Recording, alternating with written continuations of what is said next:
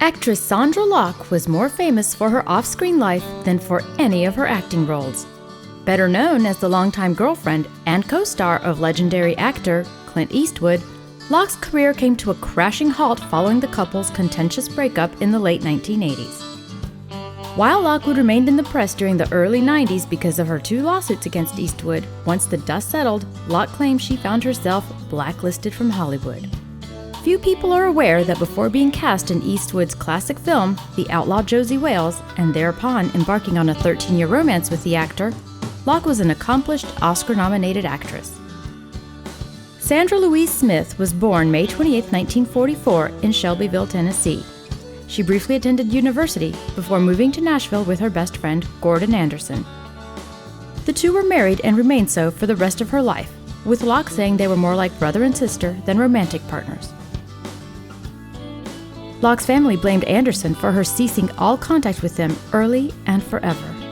In Nashville, Locke modeled part-time, and a photo of her cavorting in the snow garnered enough attention to lead to her interest in acting.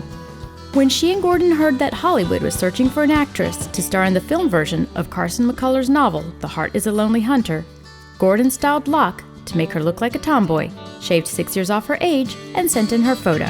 But Mama, I want to make something of myself, Mama. I got this feeling inside me like I was destined for something. She beat hundreds of aspiring actresses to land the role, for which she received an Oscar nomination for Best Supporting Actress, which she lost to Ruth Gordon. She continued acting steadily from that auspicious debut, landing a role in Clint Eastwood's The Outlaw Josie Wales, which was filmed in 1975.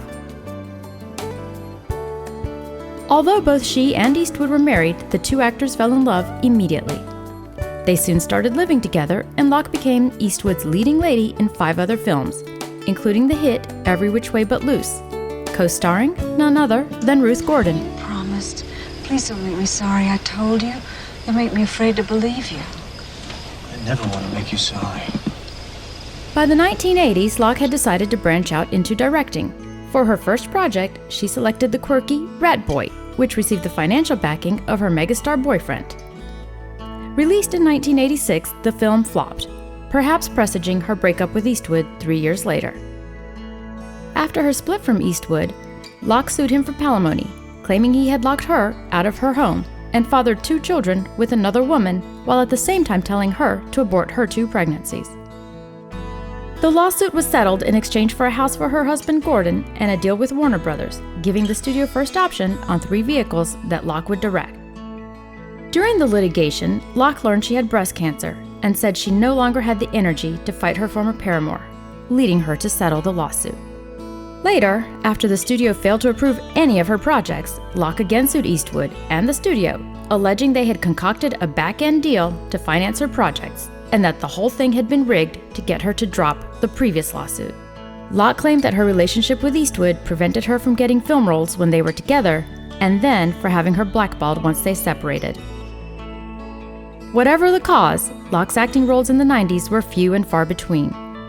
In 2018, she resurfaced in the critically acclaimed film Ray Meets Helen, opposite Keith Carradine. My God, you're pretty. You're nice to me. Appreciate it.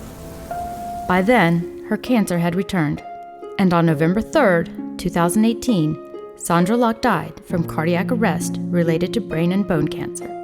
She was 74 years old. In somewhat odd, if not deliberate, timing, Locke's passing was not announced until 6 weeks later, the day that Clint Eastwood's blockbuster film, The Mule, premiered.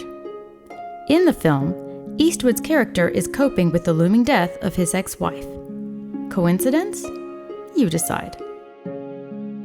Sondra Locke's career was closely tied to her personal life, bringing her both fame and notoriety. And whatever our feelings about that mixture may be, it is undeniable that her presence in some of Clint Eastwood's most iconic films imbued those works with a little extra glamour and a lot of heart.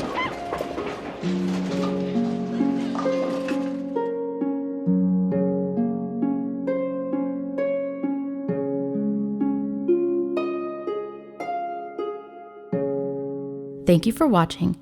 Don't forget to subscribe and to like the video. Also, click the bell to be notified of new videos.